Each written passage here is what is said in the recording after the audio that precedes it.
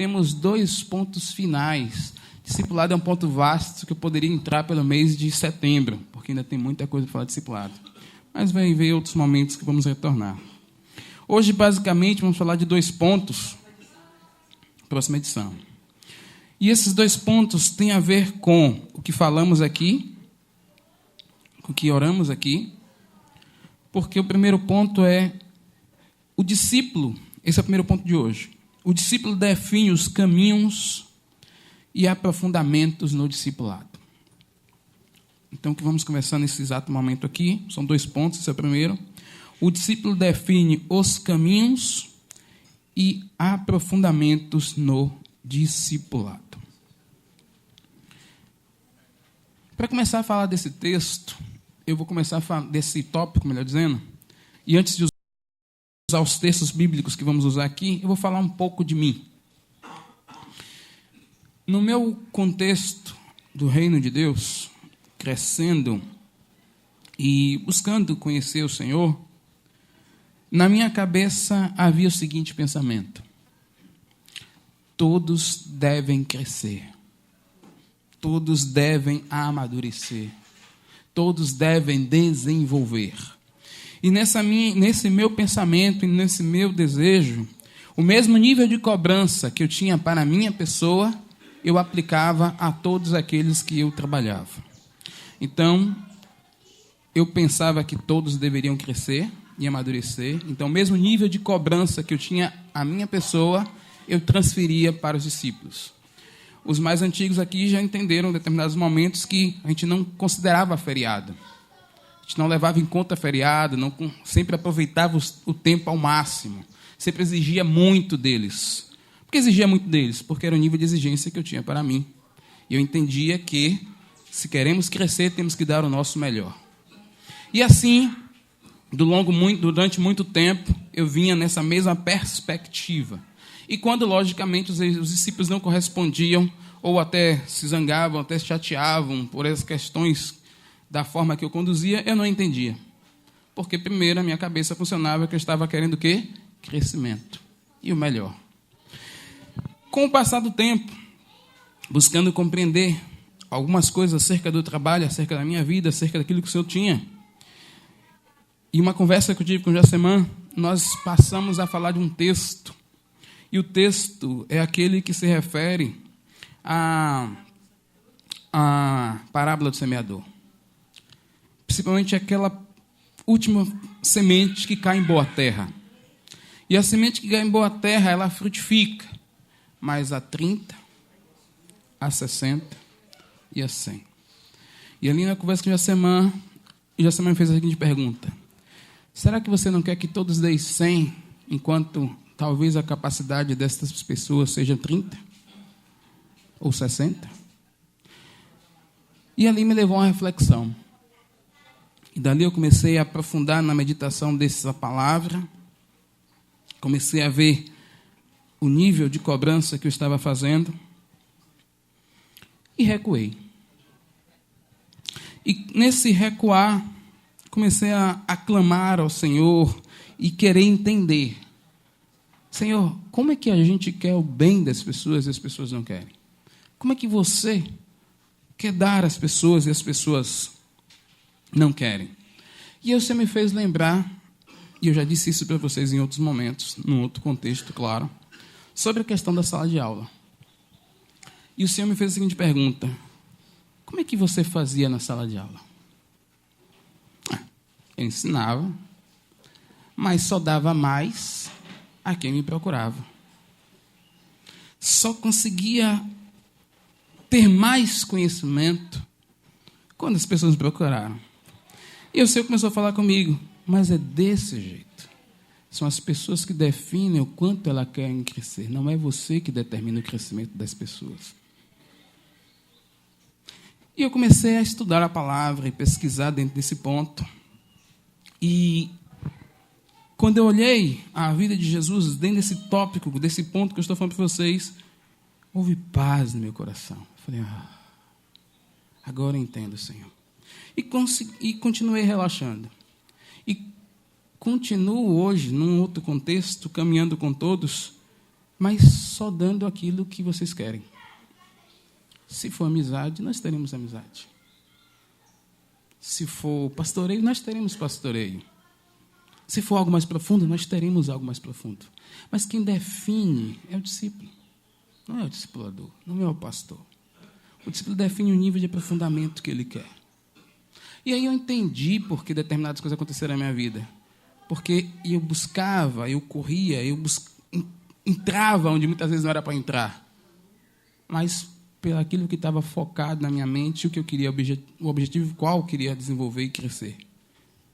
Mas eu não posso colocar isso sobre ninguém. E eu queria ler um texto com vocês sobre isso, desse primeiro tópico. O discípulo define os caminhos de aprofundamento no discipulado, que é João, capítulo 6, versículos 24 ao 71. Esse texto é um texto conhecido nosso. João, capítulo 6, versículo 24 ao 71.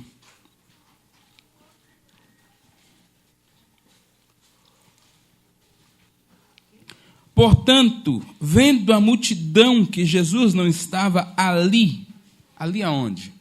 Jesus havia atravessado o mar de Tiberíades e chegando lá multidões, ele pergunta aos discípulos como é que alimentava aquele pessoal e o pessoal diz, 200 denários não bastaria, aquela questão de multiplicação, e tem um menino lá que está com 5 pães de cevada, 2 peixinhos. Você multiplica o pão, e o Senhor, percebendo que o povo queria forçosamente fazê-lo rei, ele sobe lá o monte, fica. E os discípulos entram no barco, vêm embora. Depois ele encontra com os discípulos no meio do mar. E o povo, 24, vendo que Jesus não estava ali, nem os seus discípulos, eles também embarcaram e foram a Cafarnaum em busca de Jesus. 25. E achando-o no outro lado do mar, disse-lhe, Rabi, quando tu chegastes aqui? 26. Jesus respondeu e disse-lhes, na verdade, eu vos digo que me buscais, não porque vistes milagres, mas comestes do pão e vos saciaste. 27. Trabalhai, não pela comida que perece, mas pela comida que dura para a vida eterna, a qual o Filho do Homem vos dará, porque a ele Deus, o Pai, o selou. Então disseram, o que nós faremos para executarmos as obras de Deus? Jesus respondeu e disse-lhes, esta é a obra de Deus, que creis naquele que ele enviou. Disseram-lhe, pois, que sinal, pois, fazes tu para que o vejamos? Que operas tu? Nossos pais comeram maná no deserto, como está escrito, Deus deu-lhes a comer o pão do céu. Até aí por enquanto. É bem interessante porque eles viram os milagres, mas de uma certa forma estavam querendo induzir Jesus a que estivessem alimentando eles constantemente. Os nossos ancestrais, nossos pais falaram que Deus os sustentou com o maná que vinha dos céus. E tu, o que tu fazes? Como é que o Senhor vai fazer com a gente? Vai nos sustentar? O Senhor já tinha dito a eles, viestes não pelos milagres que viste, mas porque comeste pão e vos saciastes. E o Senhor começa a abrir o coração e abrir a verdade para aquele pessoal. Versículo 32. Então Jesus disse-lhes, na verdade eu vos digo, Moisés vos deu o pão do céu, mas meu Pai vos dá o verdadeiro pão do céu. O pão de Deus é aquele que desceu do céu e dá vida ao mundo. E Jesus começa a falar sobre isso. Ó, o que o pessoal diz, 34. Então, dai-nos sempre desse pão. Jesus disse, eu sou o pão da vida. Aquele que vem a mim nunca terá fome, quem crê em mim nunca terá sede. Mas eu vos digo que vós também me tendes visto, mas não credes. E ele começa a falar, né, que desceu do céu, o povo não começa a compreender, até que chega um momento que o povo diz que é duro ouvir aquilo que Jesus estava falando. E o que acontece com esses homens que acharam que aquilo era duro, suficiente de ouvir? Comer da minha carne, beber do meu sangue. Não tenho por que ouvir isso. Não tenho por que estar aqui. E o que é que eles fizeram? Vamos embora. E foram embora. Jesus vira para os 12. Vamos dar um salto aí. Para quem está anotando, do 24 ao 71, tá bom? Eu estou saltando aqui por causa do tempo, que eu ainda tenho outro tópico para discutir. E aí, saltando lá, deixa eu ver, 60? Isso, esse aí foi o duro, né? Eu quero que aquela parte que ele fala com quereis vós. 67. O povo tinha ido embora, não foi? Aí vem. Então Jesus disse aos 12. Bem, a galera que era discípulos, a palavra diz multidão de discípulos deixaram ele, dura esse discurso, tal. E aí vem agora o 67. Então disse Jesus aos 12. Quereis vós também ir embora? O que é que vocês querem? O discurso é esse aí. Eu sou o pão vivo que desceu do céu, necessário comer da minha carne, beber do meu sangue. Ele não explicou o que isso significava. Estava na cabeça de cada um que era isso, é canibalismo. Que negócio é esse? Ele deixou todo mundo pensar. E aí ele vira para os 12. Quereis vós também me deixar? E aí entra o 68. Então Simão Pedro respondeu-lhes e disse: Senhor, para quem iremos nós? Tu tens a palavra de vida eterna. E nós cremos e estamos certos de que tu és o Cristo, Filho de Deus. Jesus não ainda, obstante, mas incitando os discípulos, vamos ver até onde esse pessoal vai realmente continuar com essa palavra. E aí ele diz, no 70, não escolhi vós, os 12 de vós, e um de vós é um diabo. Ou seja, já está brabo você ouvir que comeu da carne e do sangue. Está difícil de engolir isso aí, mas só tu tem a palavra de vida eterna. Para quem iremos nós? Tá bom, você vai ficar, mas ainda escolhi 12 e ainda escolhi um diabo, está no meio de vocês. Tem que querer para continuar com Jesus. Tinha que querer se aprofundar no relacionamento com Ele. Que homem é esse? Que fala uma coisa que nós não estamos compreendendo e ainda escolheu um diabo e esse diabo está aqui no nosso meio. Tem um outro texto, 1 Coríntios, capítulo 3, versículo 1 ao 3. Isso, 1 Coríntios, capítulo 3, do versículo 1 ao 3.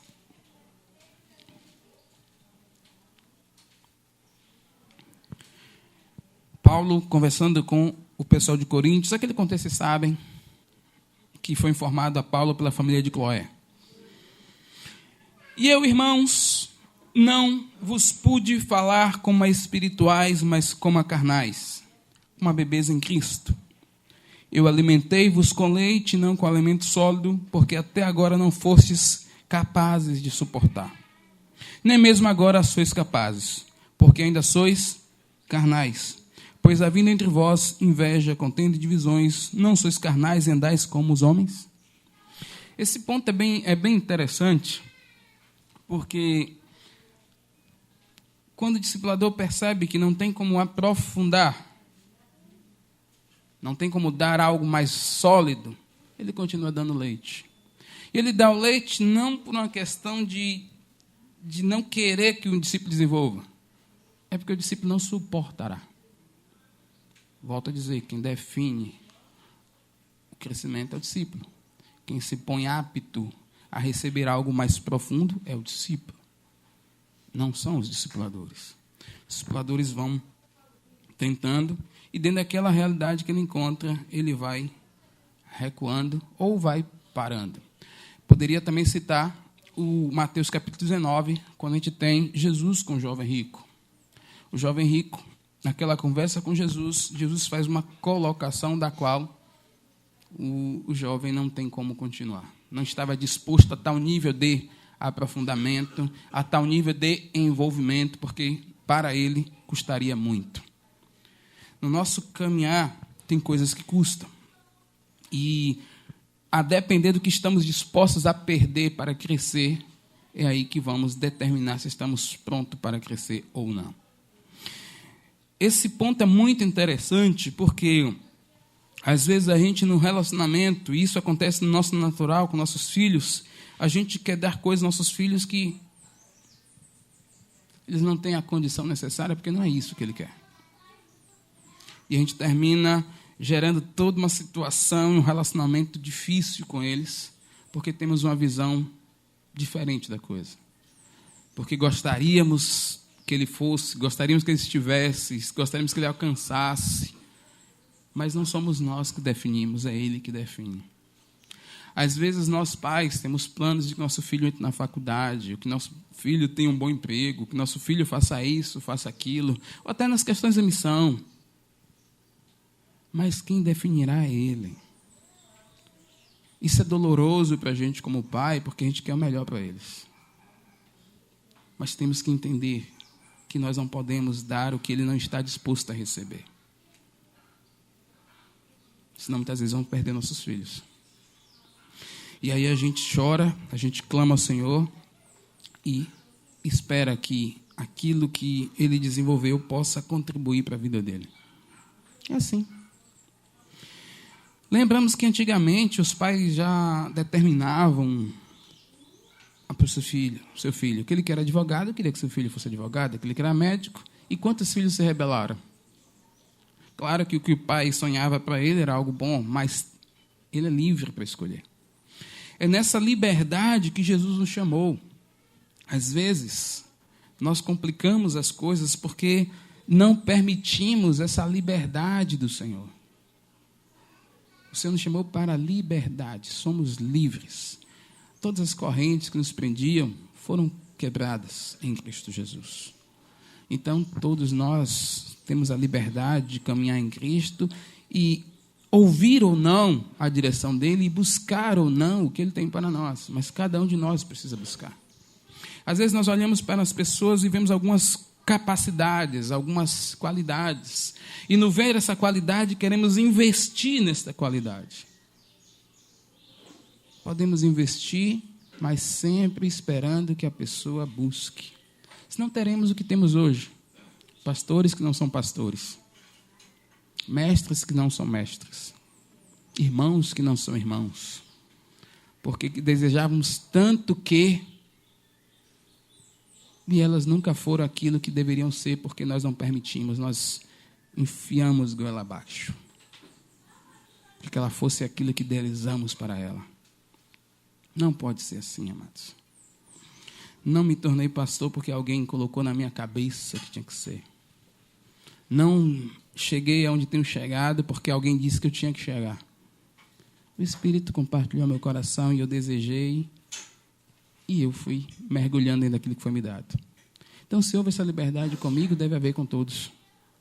Porque vocês cresçam, amadureçam na capacidade e a graça que Deus deu a cada um. Então, ao longo desse pensamento, eu tenho mudado meu relacionamento com alguns irmãos. Tem irmãos que a gente senta, bate papo, dá risada, brinca. E não passa disso. Tem irmãos que a gente tira dúvida. Tem irmãos que a gente aconselha. Tem irmãos que questionam e a gente aprofunda. Depende do discípulo.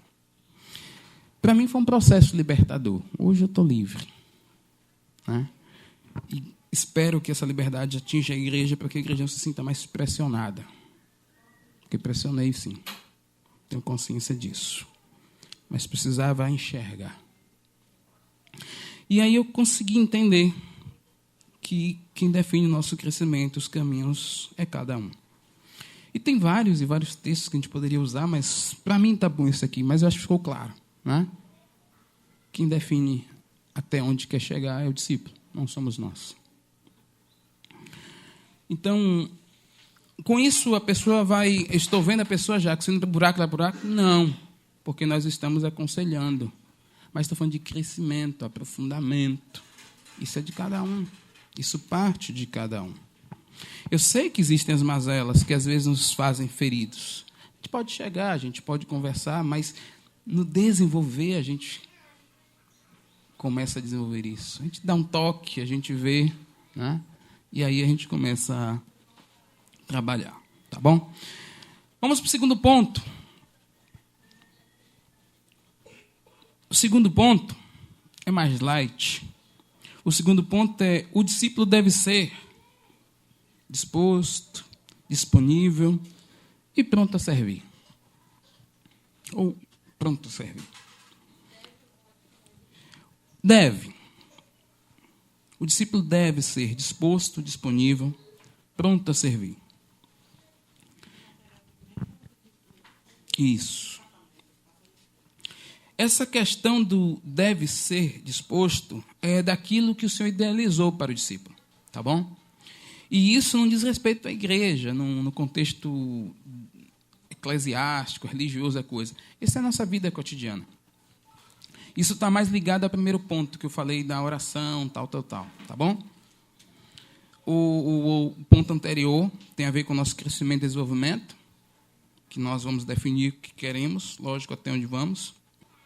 Então, o discípulo deve ser disposto, disponível, pronto a servir. Esse ponto é interessante porque não tem a ver com o seu crescimento, não tem a ver com o seu desenvolvimento e aprofundamento. Tem a ver com a pessoa que precisa se tornar em Cristo Jesus. Você precisa ter esta identidade como discípulo de Jesus. Você precisa ser disposto, disponível, pronto a servir. Por que eu preciso ser dessa forma? Porque eu tenho um modelo a ser seguido, e esse modelo chama-se Jesus Cristo. E o texto que eu vou usar, tem alguns textos para usar, mas o primeiro texto que eu vou usar é Mateus, capítulo 20. Do versículo 20 ao 28. Esse texto também é um texto conhecido, que é aquela situação que em Mateus diz que a mãe de João e Tiago procurou Jesus. Mas em Marcos, que tem também a mesma passagem, diz que foram eles que pediram. Agora, se foi eles ou se foi a mãe, nós não sabemos, né? Mas vai dar no mesmo resultado da conversa. Então, Mateus capítulo 20, vamos ler do verso 20 ao 28. Então se aproximou dele a mãe dos filhos de Zebedeu, João e Tiago, com seus filhos, adorando Jesus, desejando uma certa coisa. Jesus disse para ela: o que tu queres? Ela disse: concede que estes meus 2 filhos, esses menininhos lindos, bonitos, né, um se assente à tua direita, outro à esquerda, ou coisinha da mamãe, no teu reino. Aí foi eu que acrescentei os textos, me perdoe. 22. Mas Jesus respondendo disse: não sabeis o que pedes. Podeis vós beber o cálice que eu hei de beber e ser batizados com que eu sou batizado? Diz... Aí a mãe: vai menino. Eles: podemos. Isso aí também foi eu que acrescentei. 23. E diz-lhes: na verdade, bebereis meu cálice e sereis batizados com o batismo com que eu sou batizado. Mas o assentar-se à minha direita ou à minha esquerda não me pertence dá-lo, mas o será dado àqueles a quem meu Pai tem preparado. 24.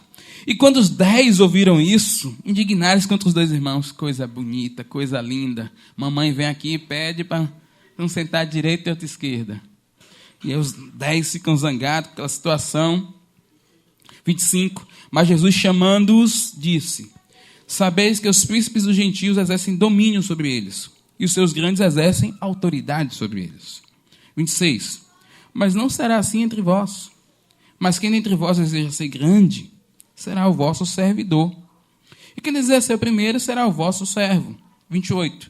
Assim como o Filho do Homem não veio para ser servido, mas para servir e para dar a sua vida em resgate de muitos. Eu falei que o discípulo deve ser disposto, disponível e pronto a servir, porque esse é o modelo que Jesus deixou para nós. Jesus veio e veio servir. E o seu serviço abençoou muito nossas vidas, né? Que não foi só o serviço da morte na cruz em si que foi realizado, mas todo caminhar, toda trajetória, todo exemplo, toda conversa, todo diálogo, todo desafio pelo qual ele passou, mostra esse serviço muito, muito claro. Parece uma coisa lógica. Não parece ser lógico? Servir? Mas é tão difícil servir. Porque o serviço, ele não diz respeito, volto a lembrar o que eu já falei, a esse aspecto da congregação. Essa da congregação fazemos com tranquilidade. Vanessa diz assim: irmãos, as cadeiras, né, para não ficar aqui, para não olhar, nós homens prontamente Vamos, empilhamos. Um mais atento que outro, lógico, né? Às vezes a gente é meio avoado, mas que estão atentos, vão, catam as cadeiras, botam ali e tal, aquela questão toda, né? Os irmãos vêm aqui de manhã mais cedo, colocam o som, tal. Serviço, que coisa boa, né? As irmãs muitas vezes vêm, limpam o banheiro, outros dão uma varridinha, a gente busca serviço, limpa a geladeira, né? E em serviços que eu poderia estar citando, congregacionais. Mas serviço é muito mais que isso. Muito mais que isso. O servir tem que começar onde? Em casa. É lá que começa o serviço. Porque às vezes nós homens somos tão prestativos aqui, mas em casa somos tão preguiçosos. Sentamos no sofá, botamos as pernas no sofá, na cadeira. Amor, traz um copo d'água. Não tem problema nenhum trazer um pouco d'água. Mas ele não tem coragem para nada. Nada. E uma cabeça que a gente não tem, porque parece que a mulher foi feita para servir. Não é isso. Serviço é todo. A casa tem que funcionar harmonicamente. Todos percebendo e contribuindo para o bem-estar da casa. Então, isso tem que brotar em nós de uma força tão grandiosa que a gente esteja atento. Porque é a revelação da nossa preguiça. E não estamos dispostos a servir. E seja de limpar um fogão, para lavar um prato, tem que ser com perfeição. Eu não sei lavar, você aprende, você pergunta como é que é, como ela gosta. É assim que faz. É porque eu não gosto. Eu também não gosto de muitas coisas, mas a gente faz. Porque a gente divide carga. Divide peso. Então a gente tem isso na gente. E a gente tem que pensar em transformar as coisas para o nosso bem. Quando em casa eu lavo prato, eu sempre digo assim, eu gosto de lavar. Por quê? Porque eu consegui transformar aquilo num momento prazeroso, um momento de reflexão, de meditação, de oração. E eu entendo que você pode transformar qualquer coisa, ainda que não seja agradável, em coisas boas. Se você tiver pensamento de peso, sempre será aquela coisa horrível. E vai ser tudo. Mas quando você começa a entender todo o contexto, e outra, eu tenho uma preocupação pessoal muito grande. Que preocupação, Jacques, pessoal você tem? Eu quero cuidar da minha esposa. Eu quero cuidar dos meus filhos. E o cuidar que eu entendo não é só dar o que comer. É amparar, ver suas necessidades, perceber a sua necessidade espiritual, perceber a sua necessidade física, perceber a sua necessidade emocional. Então, isso é serviço. Porque quando eu percebo a necessidade física dela, eu estou servindo a ela. Irei buscar servi-la de uma forma que possa satisfazer essa necessidade. Espiritualmente, às vezes estamos cansados, às vezes estamos preocupados, mas a palavra diz que eu tenho que cuidar da minha esposa como um vaso mais frágil. Bom, vamos orar um pouco. Você está ansioso, você está... Vamos clamar ao Senhor.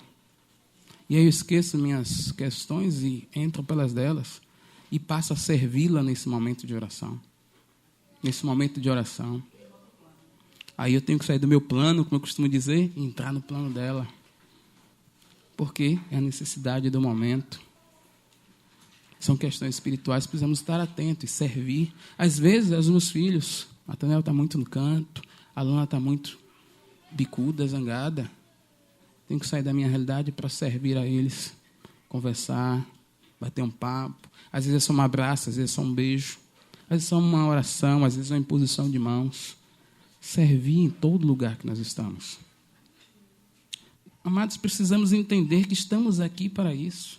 E é prazeroso. É prazeroso para mim receber vocês na minha casa, porque é servir vocês. É estar com vocês. Isso para mim, e para a glória do Senhor, para Auri, e para os meus filhos, tem sido bênção para nós há muito tempo. Gostamos de servir.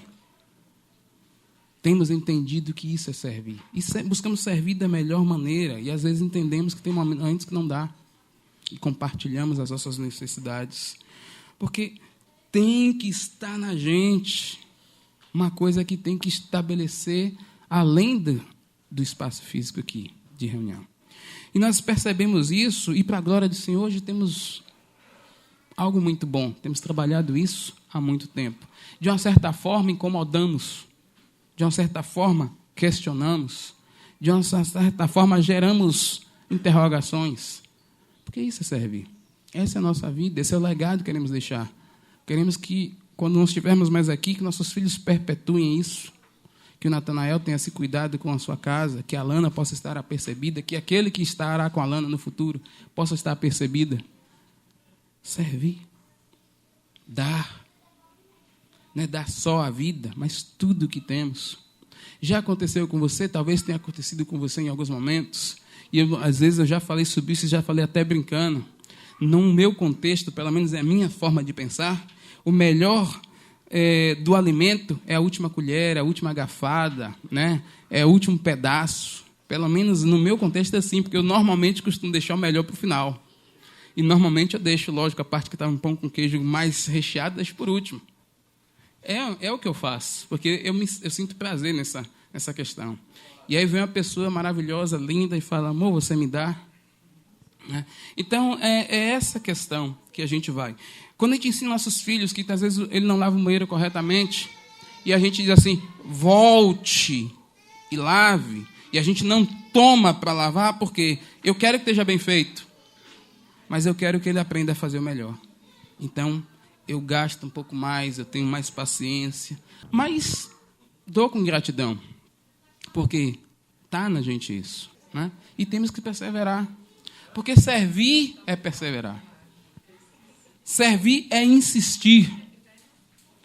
Tem gente, muitas vezes, que elas não têm a mesma percepção do ambiente.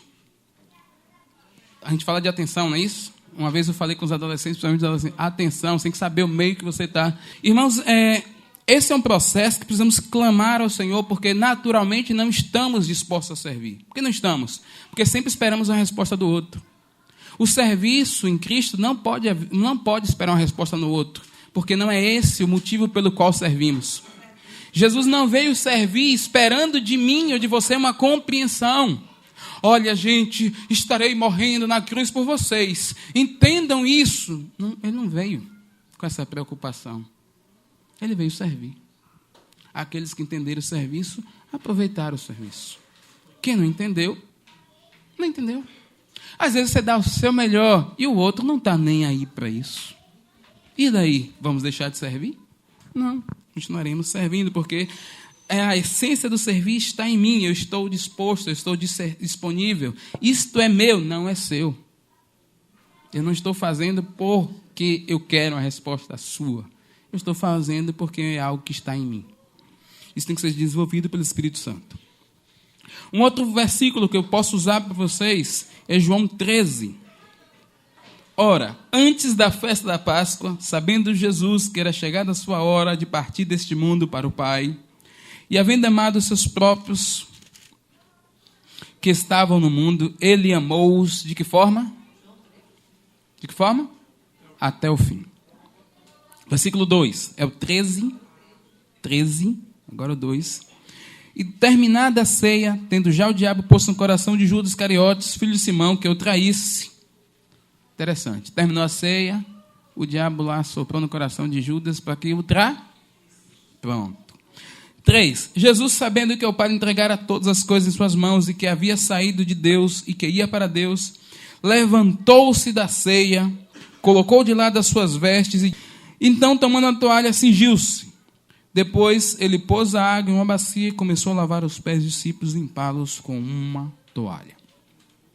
Jesus começou a limpar os pés dos discípulos. Dentre esses discípulos, quem estava lá? Judas.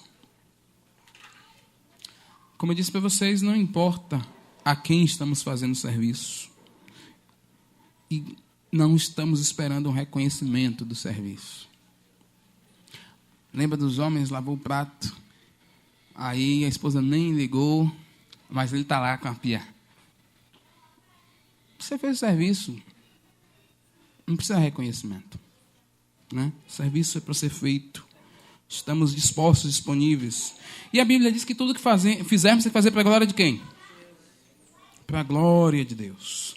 E aí eu posso até lembrar o próprio João, o João Batista. Importa que ele e que eu. Então, com essa consciência, nós estaremos prontos a servir, nós estaremos prontos a atender, nós estaremos prontos a compartilhar, nós estaremos prontos a dar. E, logicamente, as pessoas que serão melhor recompensadas seremos nós mesmos. Não pelo aquilo que o Senhor tem a dar em você, mas pela alegria que você já desfrutará aqui, né? Por esse bem-estar que o Senhor ele tem colocado em nossos corações. Que o Senhor possa despertar, amados, essa vida de serviço em nós. E tudo quando fizerdes, fazer de todo o coração, como ao Senhor e não aos homens. E aí ele fala, sabendo que do Senhor recebereis a recompensa da herança, porque servis a quem? A Cristo o Senhor. Isso é 24. Então, tudo aquilo que a gente falou aqui, né? Fazer todo o coração, fazer como ao Senhor. Irmãos, dentro desses tempos que nós passamos aqui falando sobre discipulado,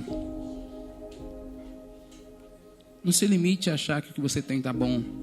Não se limite a achar que cheguei a um nível de compreensão tal que está bom. Temos muito a aprender. Temos muito que aprender. E precisamos aprender do Senhor. E com certeza, o que o Senhor tem não tem nada a ver com essa carne, não tem nada a ver com sua lógica, não tem a ver com a lógica dos homens, tem a ver com algo que ultrapassa toda a lógica humana. Que o Senhor nos dê essa clareza para que nós possamos entender tudo aquilo que foi falado aqui. Tá bom? Que você possa amadurecer, que você possa desenvolver a espiritualidade, esse homem interior que está em você, e ele possa ressurgir. Homem natural tem homens naturais melhores que a gente. Não estamos aqui para competir com eles. Precisamos ser espirituais. No espiritual não tem maior, não tem melhor. Todo mundo igual e tem que chegar à estatura de Cristo Jesus. Aí não tem competição. Mas somos nós que vamos definir em que ritmo vamos e se vamos mais ou não. Amém? Senhor Deus, obrigado por esse mês que o Senhor nos permitiu falar de discipulado. A minha oração é para que haja um despertamento nos nossos corações e mentes, para que possamos entender, primeiro, quem somos, o que queremos, o que desejamos em Ti e quanto estamos dispostos a crescer e a perder. Que realmente o Senhor traga uma transformação em nossas vidas, ó Senhor. Que o Senhor nos desperte a ser homens e mulheres cheios do Espírito Santo. Assim eu te agradeço, Pai, no nome de Jesus. Eu sei que grandes coisas o Senhor fez e continuará fazendo no nosso meio. Honras e glórias eu dou a Ti, Pai, no nome de Jesus. Amém.